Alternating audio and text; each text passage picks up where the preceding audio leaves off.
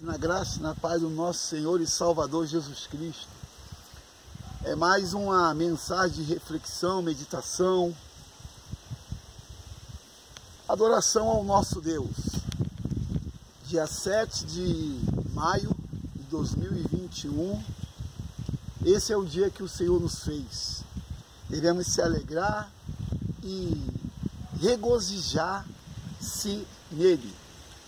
Eu falei um dia desses sobre indefinição, inconstância e propósito. Parece que é uma insistência em falar tal coisa, porque a gente vê que hoje existem mais crentes inconstantes do que crentes perseverantes. O que seria uma inconstância? Uma falta de sustentação. Você pode observar quando existe prédios, prédios, imóveis com mais de 3 ou 4 ou 5 andares, o que o engenheiro ele costuma fazer? Ele costuma fazer um planejamento, procura ver o solo, procura ver a condição climática, enfim, existem vários estudos para poder começar a fazer o fundamento para levantar o edifício. A gente sabe, ou muitos também não sabem, que o Evangelho, a palavra Evangelho significa boas novas. Eu falei hoje pela manhã na minha casa, na hora do nosso café, eu falei que quando Deus, Ele fala, eu tenho que estar atento à sua fala e não me distrair com as circunstâncias. E quando Deus fala comigo, eu até falando de manhã na minha mesa, no meu café com a minha família, eu falando que quando Deus Ele fala, eu persigo essa fala até que se cumpra. Eu não sei, nesses 5 meses de maio, ou nesses 5 meses de 2021, no mês de maio, o que Deus falou com você? Ou que Deus usou alguém para falar com você? Interessante que o apóstolo Paulo, ele fala em 2 Timóteo, capítulo 4, que o Espírito, é 1 Timóteo capítulo 4, o Espírito diz expressamente à igreja que muitos se apostatarão da sua fé, dando ouvidos à doutrina de demônios. O que seria doutrina? Seria ensinamentos. Doutrina no grego vem de didaquê, ensino. Doutrina significa ensino, didaquê. Só que em Atos 2, 42, diz que os discípulos não, no caso, os discípulos, que lá em Atos 11, 27, que fala que pela primeira vez os discípulos foram chamados de cristãos. Então os discípulos, em Atos 2, 42, olha como é que Lucas diz, e perseveravam ou se dedicavam à doutrina dos apóstolos, na comunhão, no partir do pão e nas orações. É os 4 fundamentos da igreja. Se a igreja não tem esse fundamento, se o líder não tem esse fundamento, é mais uma instituição religiosa. E nesse texto do grego, e doutrina significa ensino da palavra. E esse Deus é muito tremendo, é muito lindo, porque quanto mais você lê a Bíblia, lê a palavra, quanto mais você pensa naquilo que Deus disse, porque a Bíblia são pensamentos impressos, Deus iluminou a mente dos homens que temiam e o buscavam, e dava a eles a revelação da sua vontade, e com essa revelação da sua vontade, os homens inspirados escreviam. E não vai existir mais o Novo nem o Antigo Testamento. Vai haver agora os atos do Espírito Santo na vida daqueles que obedecem. A gente sabe que os dias são de trevas. Eu estou no mesmo lugar hoje, aqui no Vale de Aijalon, junto com você, meditando nessa palavra. Hoje as pessoas estão muito perdidas, né? Como aquela mulher com a dracma na própria casa, perdida. Se você for observar a história da igreja, desde Atos, capítulo 2, né? Você vai ver que as pessoas daquela época, presta atenção, meu irmão, você pode mudar de acordo com as circunstâncias. Você pode mudar de acordo com o ambiente, com a educação. Você pode mudar de acordo com vários fatores. Mas a Bíblia, ela é imutável, ela não muda. Deus não muda. E nós devemos mudar, irmãos, para melhor e não para pior. A vida cristã é uma vida de progresso, não de regresso. A vida cristã é a pirâmide de cabeça para baixo. É o inverso. É de baixo para cima. Não é de cima para baixo. Deu para entender? A vida cristã é a pirâmide de cabeça para baixo. Não é de baixo para cima que começa a vida com Deus. Nós temos que começar de baixo para cima. A pirâmide, ela aponta. Ela, ao inverso, ela aponta também. Então, a nossa vida com Jesus é uma vida de progresso e, ao mesmo tempo, de regresso. Progresso. Você começa a entender o que você vive, o que você passa e aonde você pode chegar. Regresso. Você sabe o que faz, que não deve fazer. Você sabe o que faz, que não deve falar. Isso é o regresso e o progresso. Boa mensagem essa. Progresso. Entender o que Deus diz. E regresso. Não fazer aquilo que a tua carne pede. Essa palavra é de confronto. Porque me confronta e me ensina. Guarde isso. Quem afronta é o diabo. Quem confronta é a Bíblia e Deus. Deus não te confronta para a vergonha. Deus te confronta para o ensino. O diabo te afronta para a vergonha, para te expor, para talvez tirar você do foco principal, que é Jesus. Nessa tarde, é uma tarde maravilhosa, porque eu sei que Jesus está falando comigo, começa em mim a palavra que eu declaro e continua em você. Talvez você não pare para ouvir o que eu falo, porque aquilo que eu falo vai contra aquilo que você faz. Só que Jesus não chamou ninguém para fazer vontades humanas. Jesus não te salvou para você se achar que é muita coisa.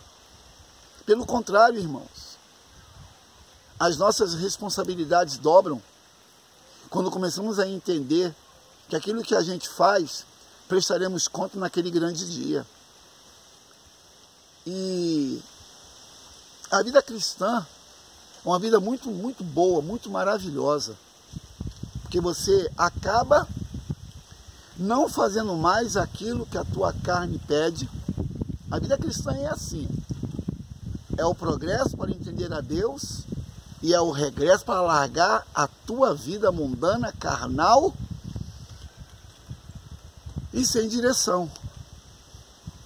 E seria bom que você parasse agora para refletir, para meditar Quando, em Josué capítulo 1, diz que quando Moisés morreu, né, o Senhor chamou Josué para uma realidade. Deus chamou Josué para uma realidade dentro de uma verdade. Qual era a realidade de Josué? Moisés morreu, e agora? O que eu vou fazer? E qual era a verdade de Deus? Se Moisés morreu, você recebeu a imposição de mãos, e Moisés passou para você aquilo que eu dei a ele. Então, a verdade de Deus para Josué era que o que ele recebeu de Moisés é para ele dar continuidade e viver a mesma verdade. Josué, ele foi um coronel, um estrategista, um militar muito ousado, como era Davi. Aleluia! Como era Davi. Nós podemos hoje, irmãos, o interessante é que eu não consigo falar 10 minutos, porque vem a minha palavra do Senhor, e eu não consigo falar somente o que me convém, ou aquilo que eu acho certo, ou o tempo certo. Não consigo. Sabe por quê? Eu sou apaixonado por Jesus. Eu amo o meu Senhor. E Ele me conhece por dentro e por fora.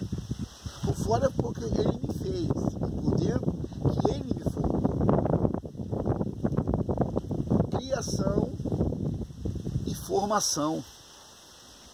Criação. Deus criou o homem à sua imagem e semelhança. Formação. Colocou nele o seu espírito. Isso é um privilégio, meu irmão.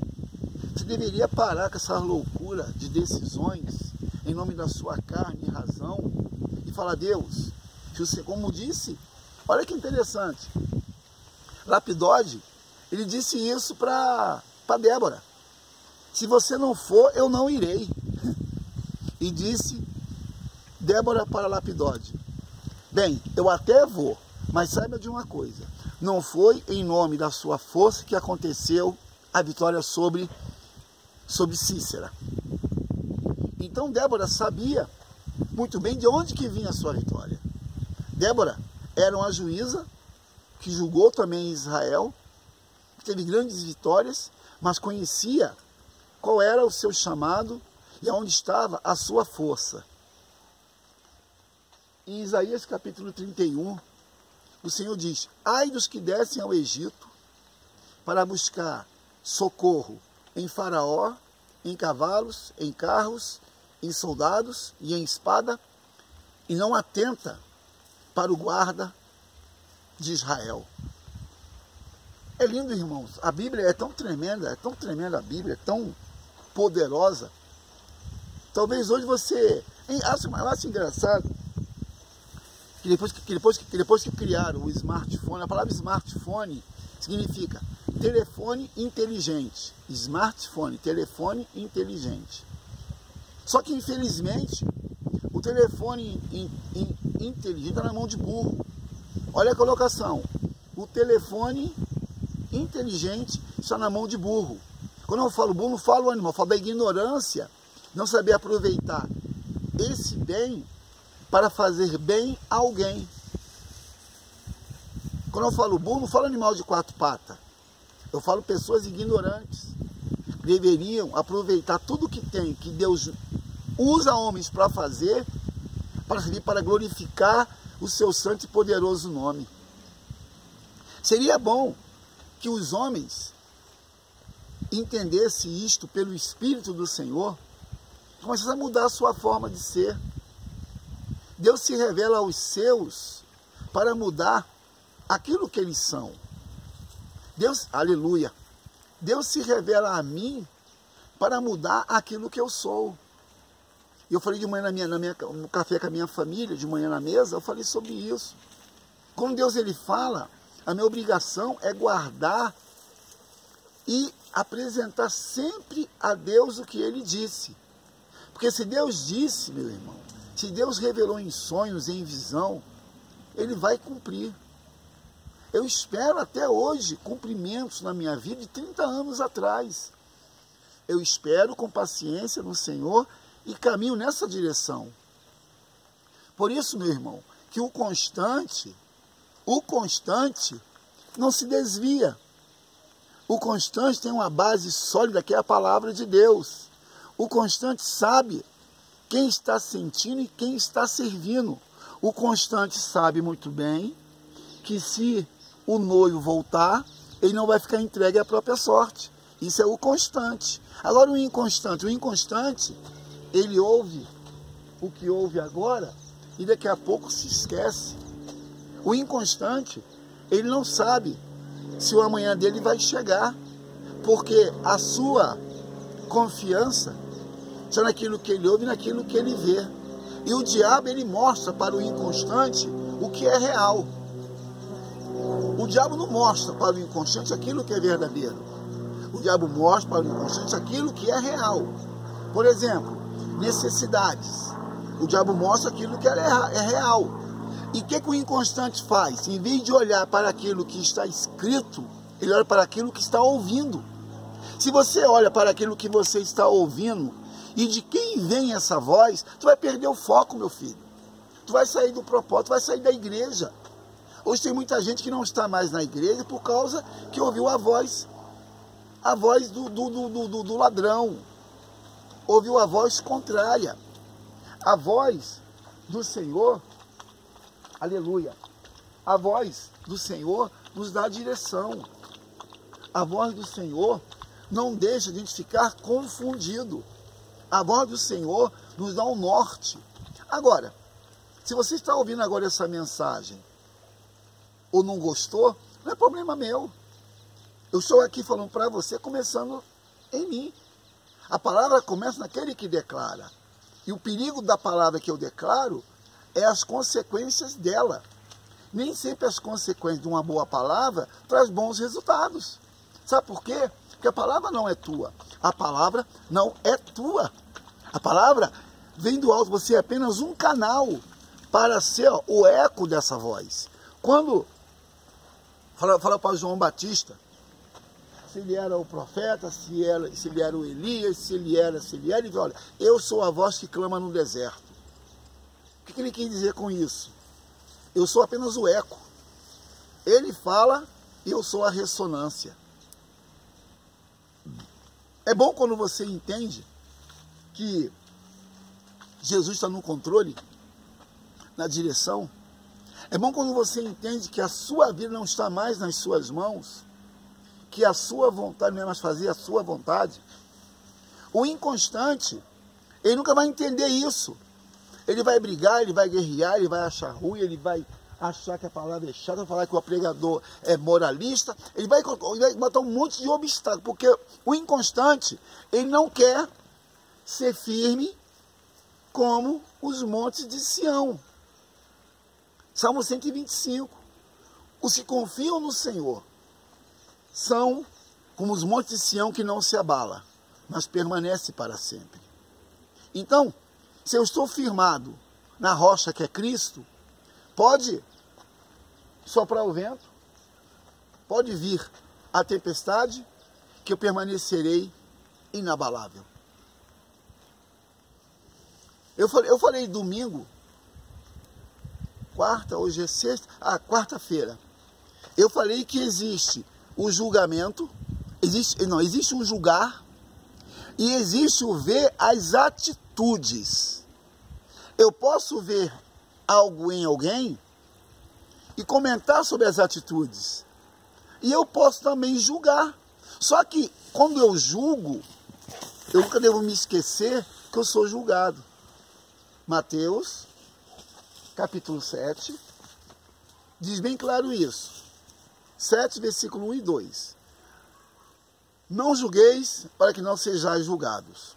Na medida que você julga, você é julgado. Na medida que você mede, você é medido. Então essa breve reflexão 20 minutos de reflexão, você pode pensar, você pode talvez achar, você pode não gostar. Se a palavra fosse para o nosso gosto, não seria Deus. Porque o nosso gostar é aquilo que o diabo quer, não aquilo que Deus quer. Aquilo que Deus quer não é aquilo que o mundo oferece. E aquilo que Deus quer não está nessa esfera da alma. Meu irmão, nessa tarde, sexta-feira, dia 7 de maio, você pode pensar, o que Deus quer de mim? O que Deus espera de mim? O que Deus espera de mim? Né? O que eu estou fazendo para mudar a circunstância? As pessoas não entendem quando você não toma a atitude de acordo com a circunstância. Alguns pensam que você não tem fé, outros pensam que você não está entendendo. Só que eu vou falar aqui de novo bem claro. Para entender a mente de quem ora, você tem que orar. Para você entender a mente de um profeta, você tem que estar em oração.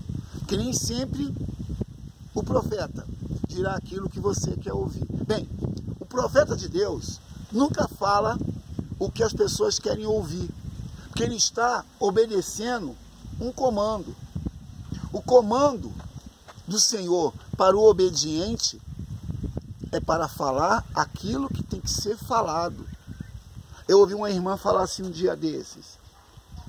Porque Deus me deu algo e eu fiquei assim pensando, como que a pessoa iria receber?